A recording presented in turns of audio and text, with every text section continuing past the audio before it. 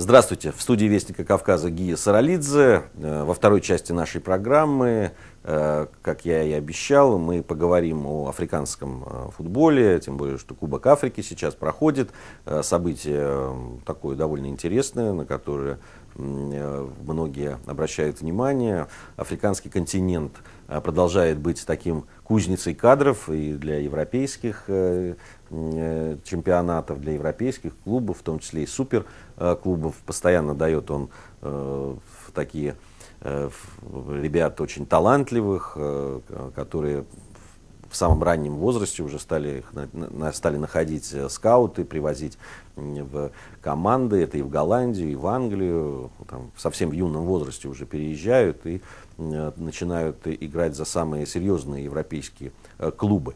Ну, первые матчи на Кубке Африки, если кто-то внимательно следит, а может не внимательно, но время от времени, он показал, что все-таки африканский футбол, надежды на которые были там где-то, наверное, с начала 80-х годов прошлого столетия, многие говорили о том, что будущее футбола как раз на африканском континенте. Были даже мнения о том, что африканский футбол займет лидирующее положение уже в начале 21 века, но пока вот этого не происходит. И еще раз я убедился, посмотрев несколько матчей на Кубке Африки, что вот все те проблемы, которые были у африканского футбола, они за эти годы мало изменились. Это опять не очень дисциплинированные футболисты, это вот такой, на самом деле,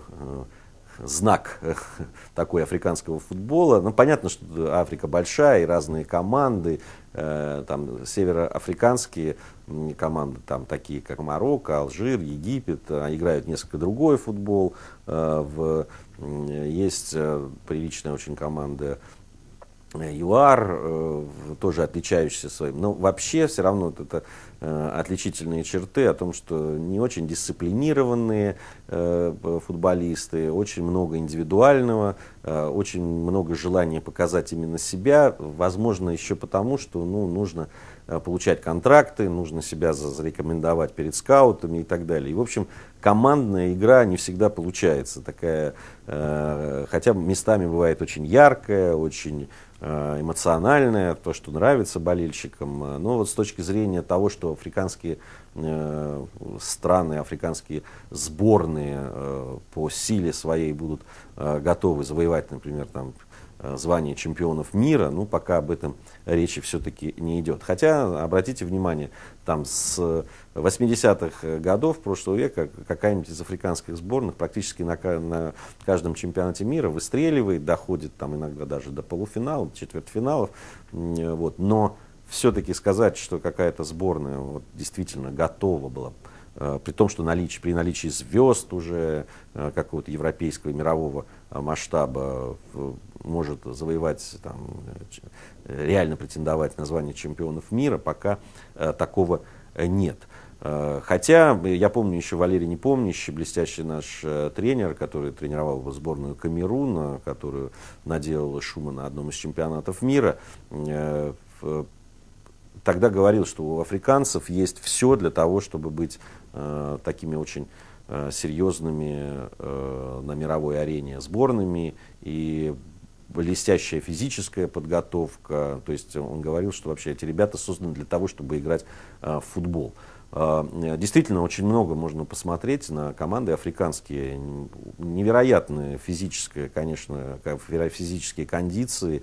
Бегают быстро, прыгают высоко. Вообще многие выглядят просто как атлеты настоящие. Когда выходят ребята, а им там бывает по 19, 20, там, 25 лет. В общем, непонятно, как против них можно играть. Просто физически на голову выше многих европейских, допустим, сборных. Но вот пока все равно вот эти кондиции, и даже техническое какое-то мастерство, и невероятное, конечно, потенциал с точки зрения того, что дети с удовольствием идут в футбол. Везде в Африке играют, как это раньше было у нас, там на каждом пустыре гоняют мяч. Есть из кого выбрать. Понятно, что иногда футбол — это единственная возможность, да, такой социального лифта, то есть выбиться из нищеты и так далее. Это очень серьезный стимул, который, конечно же, подталкивает к футболу очень много молодых ребят, которые готовы работать с утра до ночи для того, чтобы чего-то добиться. Вот. Но все вот это вкупе все равно пока не дает такого результата для того, чтобы африканский футбол действительно стал конкурентоспособным, ну, действительно на очень высоком уровне. В свое время специалисты считали, что те молодые ребята, которых перевозят в европейские страны, они начинают играть в Европе, приучаются к футбольной дисциплине, меняют менталитет и так далее, что они потом, возвращаясь в свои сборные, будут таким костяком, который будет позволять тренерам, там тоже много европейских тренеров работает в Африке, создавать команды, которые будут готовы решать самые серьезные задачи. Но пока и этого не происходит по разным причинам. В некоторых даже и трудно разобраться, потому что, приезжая из Европы, где они играют в такой европейский, рациональный футбол, комбинационный и интеллектуальный где-то, возвращаясь в свои сборные, они становятся опять африканскими парнями, которые бегут шашки наголо, забыв о дисциплине футбольной, о каких-то тактических раскладках тренера и так далее. И как итог, вот это такая вот игра, несколько сумбурная, несколько там, где больше эмоций, чем расчета и футбольного такого интеллекта, что ли.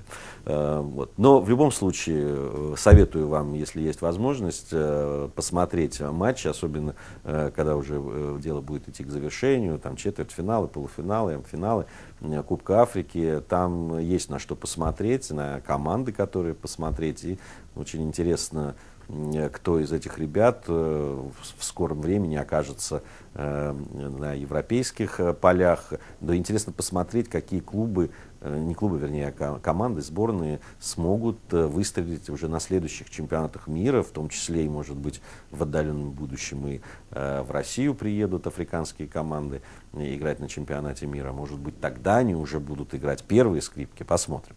В любом случае, это любопытно, и африканский футбол остается таким приковывающим к себе внимание специалистов, журналистов и вообще людей, которые любят футбол, потому что, есть некоторые черты этого футбола, которые очень привлекательны.